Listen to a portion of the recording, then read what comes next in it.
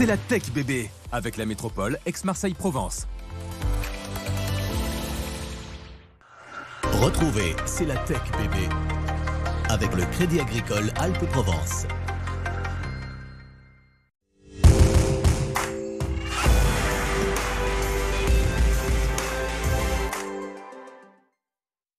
Bonjour à tous et bienvenue dans C'est la tech bébé. Aujourd'hui, on va voir ensemble comment la tech peut être un outil utile quand on parle de silver economy. Mathieu Sommeck, vice-président de la French Tech Aix-Marseille, nous dira à quoi elle ressemble justement sur notre territoire. Nous irons du côté de Céreste, frapper à la porte du lien autonomie. Cette agence de service permet aux seniors en perte d'autonomie justement de tout mettre en place pour rester à domicile. Et puis, on s'intéressera à l'histoire d'Help You qui a décidé de se spécialiser sur le sujet des aidants. Les chiffres sont là, 20% de la population française a aujourd'hui plus de 60 ans et dans ces 20 personnes, 1 sur 2 a même dépassé les 70 ans. Les seniors seraient même chez nous en région Provence-Alpes-Côte d'Azur plus d'1,5 million, c'est-à-dire 29% de la population. Elle devrait, selon les projections, représenter le tiers de la population d'ici 2040. Ce qui veut dire, Mathieu, aussi bien sûr, repenser le système pour aider celles et ceux qui sont en perte d'autonomie. Exactement, perte d'autonomie. C'est effectivement nos personnes âgées, c'est les personnes en situation de handicap. Et on estime en France que bientôt, 1 personne sur 4 sera en situation d'être un aidant pour ces personnes en perte d'autonomie. 61% des non-aidants pensent qu'ils deviendront à court ou moyen terme aidants dans leur vie et 70% de nos aidants partagent leur vie entre leur vie professionnelle et leur vie personnelle où ils se retrouvent à aider un proche. On comprend donc la complexité du sujet. Comment est-ce que la tech peut aider dans ces questions de prise en charge ? La tech, elle peut apporter des solutions de plein de manières différentes. On peut parler bien sûr des plateformes interactives de gestion des soins qui permettent aux personnes âgées qui sont par exemple atteintes de troubles cognitifs de rester connectées avec leurs proches, leur famille pour la gestion de leurs activités et puis tout simplement dans le cadre de leur vie personnelle. On peut parler des robots d'assistance sociale qui permettent d'interagir avec les personnes âgées pour les stimuler, pour surveiller leur santé ou pour alerter les aidants si c'est nécessaire. Bien sûr, il y a tout ce qui touche à la domotique, à la maison intelligente qui permet d'améliorer la sécurité, le suivi, l'autonomie des seniors à leur domicile tout en suivant leurs mouvements et ainsi proposer une alternative aux maisons de soins et permettre aux personnes âgées qui souhaitent de rester chez eux. Enfin, on peut parler bien sûr d'applications de soutien qui permettent d'accéder à des ressources éducatives, des forums de discussion, des outils de gestion de soins pour faciliter le quotidien des personnes âgées et aussi des aidants. Côté pépites, on en connaît au moins 2, mais il y en a beaucoup plus. Je pense évidemment à Mon Émile et à Indienov. Alors exactement, Mon Émile qui accompagne les personnes âgées dans leur vie quotidienne pour les soulager, et puis Indienov qui a développé une ceinture pour prévenir les risques de chute et en assurer un suivi. Et parmi les pépites du territoire, on compte aussi depuis 2023 avec le lien autonomie. La start-up a mis l'accent sur l'aide au maintien à domicile. Elle est basée à Céreste et elle s'est spécialisée pour apporter un plus aux personnes en perte d'autonomie et à leur entourage. Comment ? La réponse avec Marine Bossy. Rendre le maintien à domicile plus simple et mieux coordonné, c'est la mission de la start-up Le Lien Autonomie. Ce service de proximité vient en aide aux personnes âgées. Vous allez bien ? De la gestion administrative à l'intervention de professionnels à domicile, Johanna coordonne tous les services nécessaires pour répondre aux besoins de ses bénéficiaires. Que ce soit par exemple un four qui tombe en panne, une vitre cassée qu'il faut faire réparer, un souci quelconque, ils nous appellent au même titre qu'un service de conciergerie et nous on est là pour régler tous leurs soucis. On est quand même dans leur intimité, on va les accompagner sur des sujets qui sont quand même délicats. C'est des personnes qui sont vulnérables, qui ne sont pas familiarisées avec tout ce qui est internet, numérique, démarches, voilà. On dématérialise de plus en plus, mais on se rend compte que c'est aussi un très gros problème pour ces personnes-là.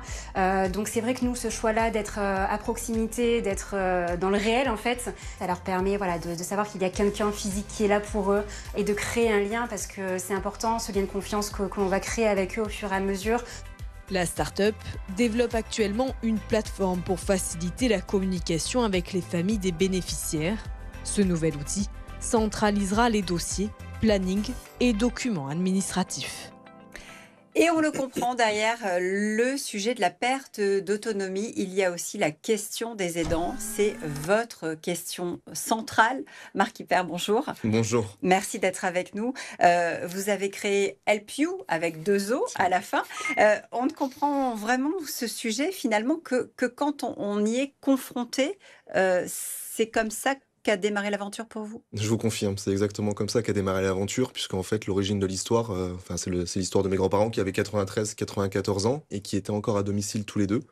Et mon papa, fils unique, encore en activité professionnelle, qui devait gérer le maintien à domicile de ses parents en parallèle de son activité professionnelle, le tout à 70 km de distance, et donc en situation d'aidant familial. Et en gros, j'ai vu l'impact que ça a pu avoir sur lui. Et c'est à partir de ce moment-là que j'ai décidé avec mes associés de creuser un petit peu le sujet pour se dire, en fait, il y a quelque chose à faire parce que là, on a un gros trou dans la raquette. Alors, il y a quelque chose à faire et vous avez fait quoi? On a décidé de mettre finalement la technologie et le digital au service d'une cause sociale et sociétale qui est malheureusement d'avenir avec le vieillissement de nos parents. En France, aujourd'hui, quand vous devenez aidant, vous pouvez contacter à peu près 290 structures. L'idée, c'est de venir créer ce guichet unique, digital et personnalisé qui, à l'aide justement de data, d'IA également, va permettre d'apporter le bon service, la bonne info, au bon endroit, au bon moment, à la bonne personne. Et ce, sur les 4 besoins des aidants, que sont l'information, l'organisation, le répit et le lien social. Oui, parce que la vraie problématique de fond, c'est que cette population-là, les aidants, elle est relativement silencieuse. Complètement, en fait. Le vrai problème de fond, c'est qu'on est face à une population silencieuse et qui, comme elle est silencieuse, ne demande rien. Aujourd'hui, en fait, on a des gros problèmes sur le sujet des aidants. Pourquoi? Parce qu'en France, il n'y a pas de guichet unique de l'aidance. Vous n'avez pas encore de statut d'aidant en France, dans la loi. C'est-à-dire qu'il y a une définition qui a été posée dans la loi en 2015, dans une loi du bien vieillir, mais qui est une définition qui est hyper évasive, donc il y a encore assez peu de droits associés. Et enfin, c'est ce problème de silence. La moitié des aidants n'est même pas consciente elle-même d'être aidant.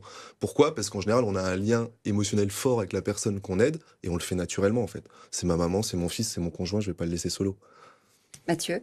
Alors, comment ça a démarré concrètement et où est-ce que vous en êtes aujourd'hui avec cette plateforme digitale? Alors, concrètement, ça a démarré en se disant, OK, on est trois associés, on a des parcours qui sont complémentaires. Alors moi, pour mon passé, je viens de la finance. Mes 2 associés viennent de la tech et du digital et du produit, pas du tout dans des secteurs sociaux. Donc, il a fallu d'abord comprendre. Donc, une grosse phase exploratoire. Beaucoup d'entretiens avec des aidants pour comprendre vraiment quel était le tronc commun des besoins et comment est-ce qu'on pouvait les adresser grâce au digital, justement. Je me suis rendu compte, au bout d'une 50aine d'entretiens, qu'il y avait un gros sentiment de solitude chez les aidants. Et donc, on a voulu créer et essayer d'attaquer ce sentiment de solitude. Donc, en fait, on a créé une app de rencontre. On s'est inspiré des apps de rencontre amoureuses, donc les Tinder, les Happn, etc., qui ont une UX qui est vraiment sympa. En fait, c'est agréable à utiliser, c'est gamifié, c'est ludique, c'est joli. Et on a créé une application de rencontre dans un objectif d'entraide. Oui, mais il y a une personnalisation et c'est aussi ça qui fait toute la différence parce que on va vraiment aller répondre aux besoins de l'aidant. Complètement. Sur la base des données que la personne nous renseigne sur elle et sur son proche, sur la base de l'usage qui est fait, on va avoir un double axe de personnalisation. Une personnalisation sur la situation de l'aidant, parce que quand je m'occupe de mon parent qui est âgé, j'ai pas les mêmes besoins que quand je m'occupe de mon gamin qui a un trouble autistique, mais aussi une personnalisation en fonction du niveau d'avancement dans le parcours d'aidance. Parce que quand je viens de découvrir la pathologie de mon proche ou sa perte d'autonomie, j'ai pas les mêmes besoins que quand ça fait 15 ans que je m'en occupe. Et donc, grâce à ces 2 axes de personnalisation, on va venir proposer des services et des fonctionnalités qui correspondent aux besoins de l'aidant à un instant T. 450 personnes déjà sur l'appli. L'idée, c'est quoi? L'idée, c'est d'aller un peu plus vite. Et l'année 2025, c'est vraiment une année d'accélération pour nous. En gros, aujourd'hui, le but, c'est d'assurer la viabilité économique d'Help You dans l'année à venir. Donc là, on est en train de closer notre première levée de fonds pour justement s'assurer ces 18 mois à venir et de commercialiser. C'est-à-dire qu'en termes de modèle économique, on a une version gratuite, parce qu'on poursuit avant toute chose un but d'utilité sociale, et je veux qu'il y ait un socle de la plateforme qui soit toujours accessible à tous les aidants en France. Et on a une version spéciale pour les entreprises, pour justement aider les entreprises à accompagner leurs salariés sur toutes ces problématiques d'aidance. Parce que c'est un vrai sujet en entreprise aussi. Et c'est chez nous que ça se passe. Ça s'appelle Help You avec 2 O à la fin. Merci beaucoup Marc d'être venu nous en parler. On ouvre le Bloc Tech, Mathieu, avec un événement. On part à Paris du 12 au 15 mars. Pour le salon des seniors, 4 jours pour échanger, se renseigner, découvrir les nouveaux produits et les nouveaux services autour des différentes thématiques, la santé, les loisirs, le patrimoine, etc. Côté appel à projet, je voudrais qu'on s'intéresse à Sud Med Tour. Qu'est-ce que c'est? Si on souhaite développer son business Au Maroc ou en Tunisie, Rising Sud et Région Sud s'associent pour organiser cet événement et avec un accompagnement personnalisé et adapté à ses besoins. Il faut candidater, c'est jusqu'au 28 février pour eux. Et côté actu start-up, bravo à Bitstack. La FinTech, dont le siège est à Meyreuil, elle a levé 5 millions d'euros pour réinventer la banque de demain et permettre notamment aux utilisateurs de cette banque de percevoir une partie de leur salaire en Bitcoin. C'est un sujet très tendance en ce moment. Ouais, on en reparlera très bientôt sur C'est la Tech Bébé. À très vite.